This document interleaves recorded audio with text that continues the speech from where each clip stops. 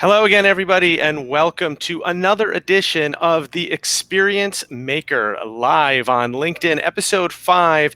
This is Dan Gingiss, customer experience speaker and consultant, and I'm so glad that you've joined me today.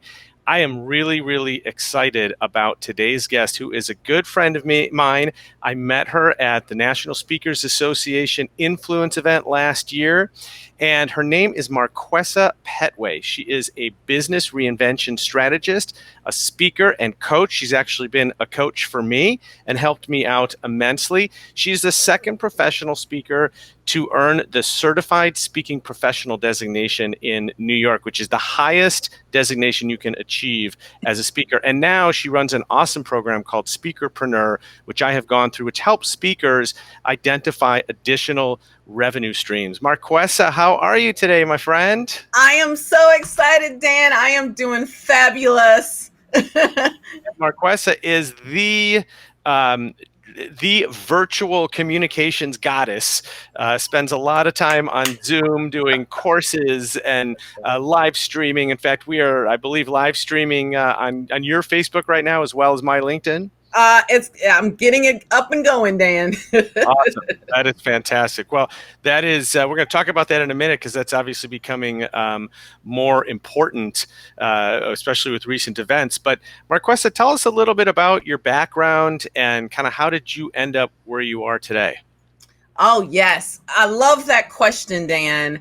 First of all, I live in New York City, but please do not hold that against me. Lived here since 93. I'm a Texas girl through and through. Born and raised in Dallas, went to college in Houston, then moved to New York right when I graduated from college. And Dan knows this, to work in TV news. Y'all, I thought I was going to be a broadcast journalism. Yeah, but no, didn't like the news. That can be an issue if you want to do it professionally. So anyway, I did news for about 5 years, worked my way up from unpaid production assistant. Actually, I wasn't even that initially. I was just an intern. You know what that is? Intern, PA, researcher, AP. And then I said, I can't stand the news business, and left there, went to corporate America for almost a decade. And here's the kicker. While I was in corporate America, Dan, and everyone that's listening, I said, oh, I know, wait a minute. I wish it was me. Corporate America said, we're going to downsize you because we're changing some things around. And I'm thinking, what?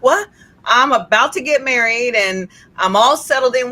I just got promoted less than 6 months ago, and you're going to do what? And it says, yes, we're downsizing you. So I had to make a decision. What was my next? So then I had a talk with myself in the shower. And great place to have a conversation with yourself.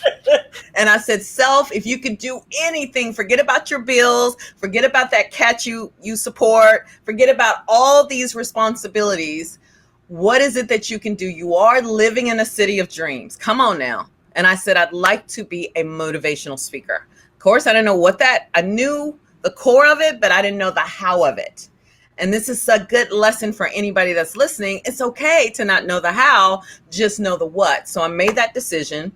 Then I figured it out. So within 6 months, I was on the road, traveling all over the country, speaking professionally. And while I was on the road, I started to drive to the wrong city. Maybe about, 3.5, 4 years in, I was like, okay, I'm tired of working for somebody else. I want to work for myself. So I had to learn what it meant to be an entrepreneur. So that's how I created the word speakerpreneur. So I said, okay, speaking, being an entrepreneur, put that together, speakerpreneur. 15 years in, Dan, and I'm still living my dream, but I had a lot of ups and downs to get here. I love it. And anybody watching can see that you're still living your dream, because your energy is absolutely infectious. And it's one of the things I love about you, Marquesa. I always say it's okay to talk to yourself. When you should get worried is when your self talks back. So watch out for that.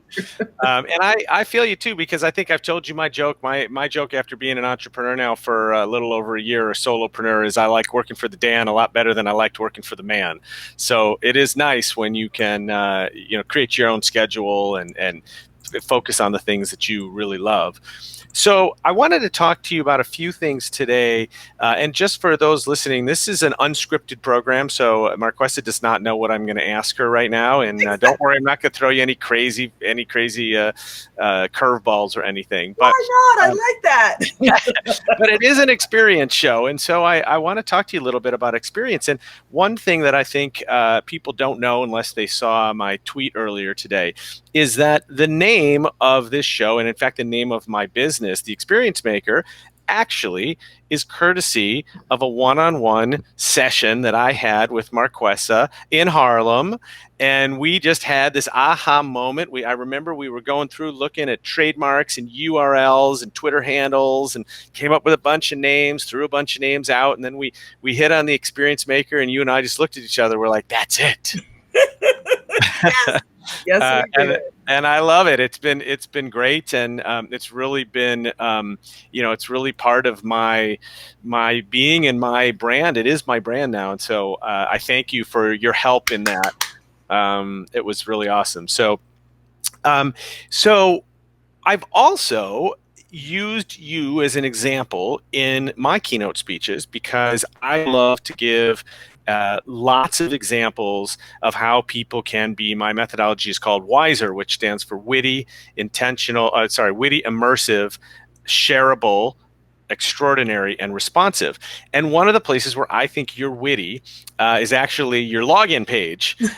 And your login page, if you go to Marquesa's website, your login page says "Login, darling," which is so you. It is such your personality. And what I love about it, because I always tell audiences this, is that literally one word can make a difference in the experience. And everybody's button says log in, and yours says log in, darling. And it makes you smile every single time. And so tell me, like, how did you think about that? And as you've built your business, how have you considered the user experience? Ooh, I love that. I love that. Well, I like to have a little, it's the same thing I like in the men I date, a little edge. Give me a little edge. That's another word I'm looking for, but I can't think of what it is. And let me mute because we are on Facebook Live now. So I'm going to mute myself. There we go. Oh, no. Wait a minute. I'm muting the wrong thing. Hold on. Okay. So anyway, we can't hold on. Let me know, Dan, too, if you're getting some kind of feedback. But I said, all right, I've done a zillion member websites. I've had members experience me a different way. What can I do to make them feel at ease? You always have to ask yourself, and you know this better than most, how do you want people to feel? And I didn't want anything cookie cutter or boring, blah, blah, blah. So that's why I went with darling, because I said, all right, I'm just going to give it a shot. If they don't think I'm, that it's professional, oh, well, that's the risk I'm willing to take, because I want people to see the personality so that they can feel comfortable. I want my members, my clients to feel comfortable, and I don't want them to be bored. And I don't want them to think I'm like everybody else. So I don't know if that makes sense, but that's sort of why. It definitely does. And, one of the things about, I think, almost every business nowadays is that consumers, I think, especially starting with the millennial generation, coming into Gen Z, but then, us in you and I in Gen X kind of we're fast followers that we want relationships with the companies that we do business with. We want a human relationship. And so the fact that you are so human in everything that you do, and you're yourself, you're a big personality, and it's great. That's what I love about you. And you don't hide from that. You don't back down from it. You've been very open and public about things going on in your life, struggles that you've had. You're just a very human person, which is why it's great to also do business with you. Oh, I love that. And Dan, you couldn't have predicted or set up this interview at a better time.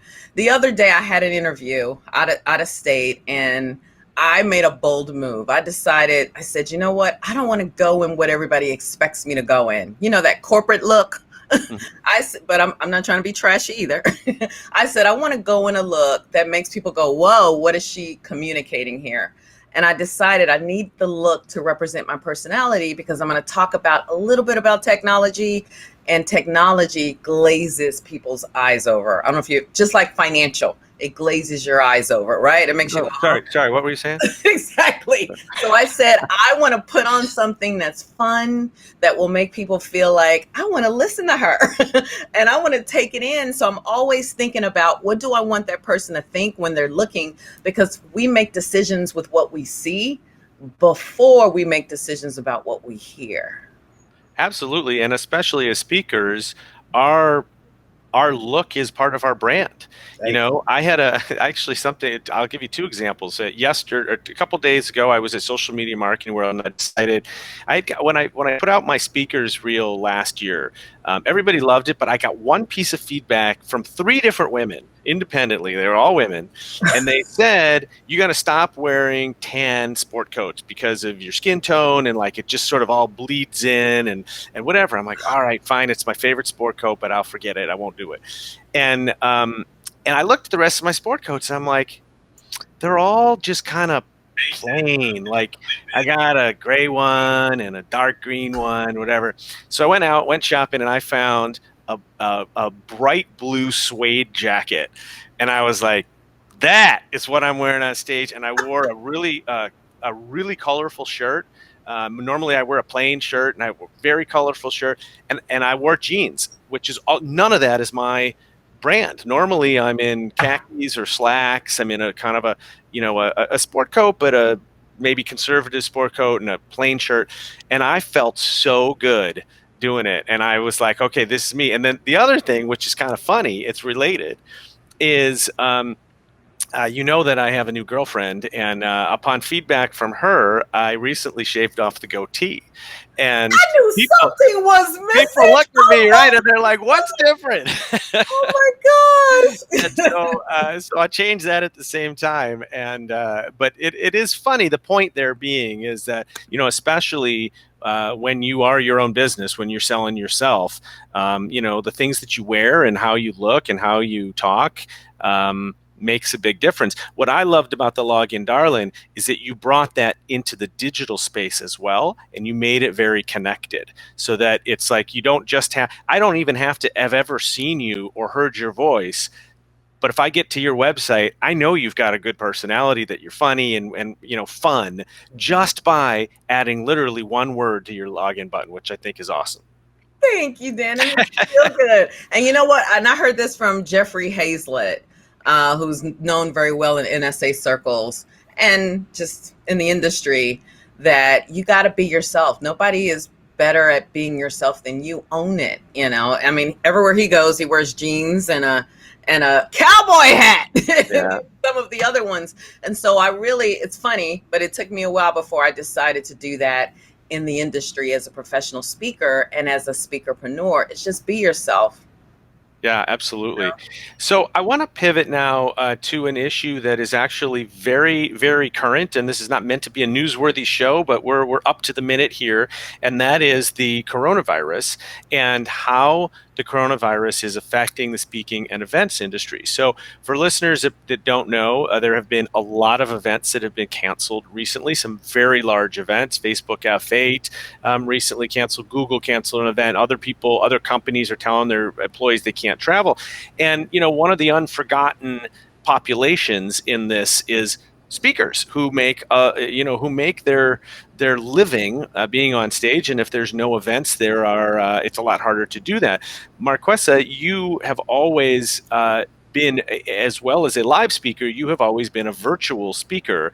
And it seems like it's probably a really good time right now to be a virtual speaker. So tell me about that, and tell me about how your business might be, and other speakers' businesses may be shifting real time. Oh, yes. Thank you for that question. And I'm sad, but I truly have faith, and I believe that coronavirus is going to be gone. They're going to find a cure, and it's going to be back to business as usual. In the meantime, there is an alternative, and that alternative is the Zoom platform. Now, there are a lot of different digital platforms that we can use. But the reason you'll hear me reference Zoom is because I feel like it's the most idiot-proof, and it allows you to do different things. But stepping away from the platform for a second, I got news for you. We get hired, Dan and I, and so many others that are listening, that are our colleagues. We get hired because we solve a problem, right? You can solve a problem just like this digitally. The other day I spoke in Midtown. I was in person. Literally, I had about 45 employees there. There were 25 zooming in from different countries. They still heard the same information. They still felt the connection. What we have to do, and I'm talking to meeting planners out there, I'm talking to people that may never get on the stage. Guys, look at zooming in or just some type of virtual platform. Get away from, oh, but we don't see them in person. If you can't do that right now, just change it up a little bit. Audiences are getting bored. They need something different. And if they can come in and hear you or connect with you virtually, then why not do it? Now, you asked me, how long have I done this in my business? I've been in business 15 years, full time, as a full-time professional speaker. And I've leveraged virtual speaking for about 7 to 9 of those years. And I had to do it because I think you heard me mention earlier when you asked me to tell you about my business, I found that I was getting overwhelmed speaking. How many days in a month? 30? I think I was on the road about 26 of those days. That's tough. And it was tough. And I was 60 pounds bigger than I am now. And I was driving to the wrong city. I was exhausted. I was miserable. I was doing what I loved, but I was miserable. So I made a decision. You know what? I didn't get in business for myself to be bored, to be overwhelmed, to be overworked. Audiences are not hiring me just to speak in person. They're hiring me to speak and solve a problem. So how can I do this in a way that supports my lifestyle? So that's when I started to get on different virtual platforms. I've been on quite a few. When I met Zoom, I fell in love. And now what I do, just like I'm talking to you right now, Dan, I look in the camera and I'm just Marquesa, and I share the information the same way I would in person. So please do it. And I'm gonna tell you something. When you ask me, or if you ask me, there's a lot of different things I can do on Zoom as if I'm in person. It's so connectable. So just sort of rethink it. And in fact, one of those things, if you are on Zoom with Marquesa right now, if you're on LinkedIn with me, you can type in questions. And in LinkedIn, you can leave a comment. I know in Zoom there is the chat session, and that does create this level of interactivity. So if you have questions for Marquesa, please let me know on LinkedIn, and I will be happy to pass them along to her. And even if you have a curveball you want to throw her, I'd be happy to throw a curveball at her. I love that. Throw at me. So what would you suggest to event planners now that are obviously struggling with what to do, and if they want to create a virtual event, how do you do that? I mean, you just mentioned the things that are sort of similar, but obviously there's a lot that's different as well, right? You don't have a networking session necessarily in the same way, or you don't break bread together in the same way. You certainly could, but I want to tell me how you would, how you recommend making changes to events, especially if you had to do it kind of last minute. Okay, here's the thing. First of all, open a Zoom account. Go to zoom.us and open an account. Get a paid account. You're limited with a free account. Go into that Zoom account and personalize it. Go in, decide, do I want breakout rooms? What do you think virtual breakout rooms are, Dan? It sounds like they're places where people can chat in separate rooms. There you go. And we do that in person, right? We do. So we have breakout sessions. There you go. So you go into the settings of Zoom and you decide, what is it that I may want to do and what is it that I may not want to do? So that's step one. Get a Zoom account, go into the back end of Zoom, check all the settings, decide which one you want to do. And you said something earlier, and I don't know if you noticed my facial expression. You said, oh, but you can't network, you can't break bread. I disagree. Okay, do tell. I do network. Matter of fact, I'm a member of Weight Watchers. That's right. And I'm proud of it. And I literally asked my Weight Watchers group, I said, guys, meet me on Zoom. because some of us are single, because all of us aren't as lucky as then. So some of us are single. And I said, hey, why don't we break bread together? Why don't we just jump on? It's not to replace the Weight Watchers meeting, but let's just try something different. They're like, huh? Okay, why not? And so one of the things I did, I don't have it on right now, but I decided to create what's called a virtual background. So I put on a virtual background, Weight Watchers having dinner, something fun. And in plain language, that means green screen. Then I said, guys, every person please bring on whatever you're eating. I think we met at 7 p.m. And everybody said, okay, I'm going to bring my meal. So I sent everyone to my Zoom. By the way, Zoom will give you a personalized meeting link. So whatever that is, it can be a zoom.us URL, or you can do like I do, and you take that zoom.us URL and you redirect it to a real domain name. So that's a little technical, so I'll just say Zoom URL. So anyway, I got a Zoom URL, and I had everyone meet me here, right here on Zoom, kind of like Dan and we broke bread, Dan, and we networked. And we cried. Awesome. And we shared, and it was a beautiful thing. Marquesa, can you pass the salt? Actually, I can. Really? I want to know how you do that. You know what? This is how I pass the second. No, I'm kidding. I will just do little jokes like I can share my screen. So when I share my screen, Dan, guess what I do? I'll just pull up some salt. Isn't that crazy? Yep. Yeah, I'll put up some salt just by passing. I'll just do little bitty things. And here's the rule of thumb. Whether it's your supervisors, your employees, your Weight Watcher buddies, your Girl Scout troop, whoever it is, ask them to show their face. That's the trick. Dan, when you were my member, did I used to drive y'all crazy with that? You were not allowed to join if you did not have your video on, or you would face the wrath of Marquesa. Exactly. So for meeting planners, don't cancel the meeting.